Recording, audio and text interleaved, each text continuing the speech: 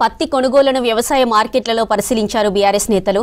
ఉమ్మడి ఆదిలాబాద్లో కేటీఆర్, ఉమ్మడి వరంగల్లో హరీష్ రావు మార్కెట్ యార్డులను సందర్శించారు. పత్తి, సోయా కొనుగోళ్లపై ఆరా తీసి రైతులకు భరోసా ఇచ్చారు. ఇక రైతులకు నష్టం కలిగిస్తున్న సీసీఐ రూల్స్, కపాస్ కిసాన్ యాప్ను తొలగించాలని డిమాండ్ చేశారు.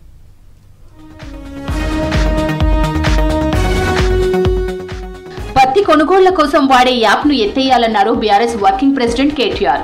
రైతుల దగ్గర ఆండ్రాయిడ్ ఫోన్, నెట్ లేనప్పుడు యాప్లో ఎలా రిజిస్టర్ చేసుకుంటారని ప్రశ్నించారు.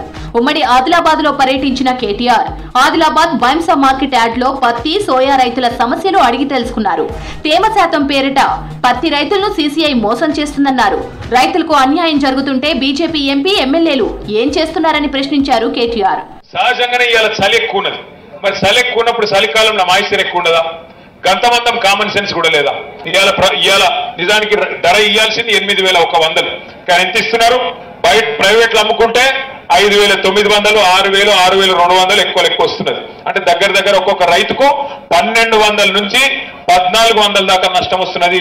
ఖచ్చితంగా గతంలో ఎట్లయితే 13 క్వింటాల దాకా కొందరో అది కొనేటట్టు చేయించే బాధ్యత మాది. 10 క్వింటాలు సరిపోదు, 13 అయ్యేదాకా కొట్లాడదాం, బరాబర్ దిగి రావాలి. పత్తి రైతులను ఆదుకోవడంలో కేంద్ర, రాష్ట్ర ప్రభుత్వాలు విఫలమయ్యాయన్నారు మాజీ మంత్రి హరీష్ రావు. సీసీఐ నిర్ణయాలు తుగ్లక్ మాదిరిగా ఉన్నాయన్నారు. 60 సార్లు ఢిల్లీకి పోయిన సీఎంకు పత్తి రైతుల సమస్యపై చర్చించే తీరిక లేదా అని ప్రశ్నించారు. పార్టీ నేతలతో కలిసి వరంగల్ ఎనుమాముల మార్కెట్ ను సందర్శించారు హరీష్ రావు. ఆ తర్వాత మహబూబాబాద్ మార్కెట్ యార్డ్ ను సందర్శించి పత్తి కొనుగోళ్లపై ఆరా తీశారు. మీరేమో రైతుల దగ్గర పత్తి కొనకుండా ఇక్కడనేమో కొత్త నిబంధనలు తెచ్చారు. ఎకరానికి 7 క్వింటాలు లేకుంటాం, L1, L2, L3 విధానం తెస్తాం, కపాస్ యాప్ తెస్తాం, 8% తేమ ఉండాలి. ఇక్కడ పండించిన పంట కొనకుండానేమో రైతుల దగ్గర సీసీఐ కొనకుండా ఇక్కడ నిబంధనలు కఠినతరం చేస్తారు. విదేశాల నుంచి పత్తి తేవడానికేమో నిబంధనలను సులభతరం చేస్తారు. అంటే మీరు ఎవరి పక్షాన పనిచేస్తున్నారు?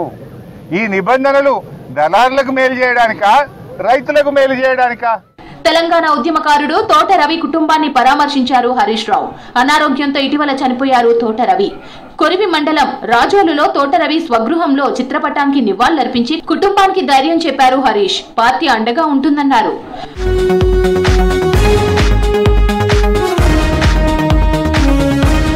కాంగ్రెస్, బీఆర్ఎస్ కొట్లాడుకొని రాష్ట్రానికి అన్యాయం చేస్తున్న బీజేపీని వదిలేస్తున్నాయని ఆరోపించారు ఎమ్మెల్సీ కవిత. కొత్త రూల్స్ తో సీసీఐ పత్తి రైతులను ఆగం చేస్తున్నా కేంద్రం పట్టించుకోవడం లేదన్నారు. పత్తి రైతుల ఇబ్బందులకు, బీసీ రిజర్వేషన్లకు కేంద్రమే అడ్డంకి అన్నారు కవిత.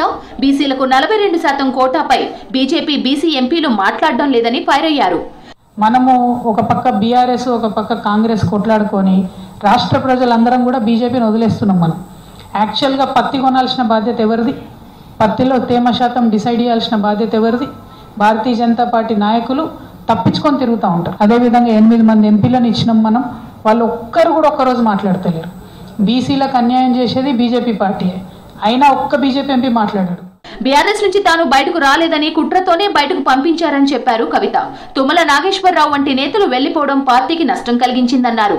ఖమ్మం మార్కెట్ యార్డుకు తాను వస్తున్నానని తెలిసే బీఆర్ఎస్ నేతలు హడావిడిగా పర్యటించారన్నారు కవిత. ఇన్ని రోజులు ఎక్కడికి పోయారని ప్రశ్నించారు. కానీ నా అంతటి నేను రాలే బయటికి, నన్ను బయటకు వేసిరు. నన్ను బయటకు వేయడంలో కొంతమంది కుట్ర చేసిరు, అది వాస్తవం. సో నా మీద ఎవరైతే కుట్ర చేశారో వాళ్ళ మీద ఖచ్చితంగా నేను మాట్లాడతా కదన్నా.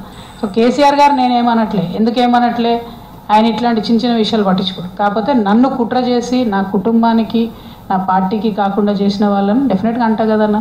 డీజీపీని కలిశారు ఉమ్మడి మెదక్ జిల్లా బీఆర్ఎస్ నేతలు. మెదక్ పట్టణ బీఆర్ఎస్ నేతలపై అక్రమంగా SC/ST కేసు పెట్టారని, దీనిపై సమగ్ర దర్యాప్తు చేయాలని డీజీపీని కోరారు.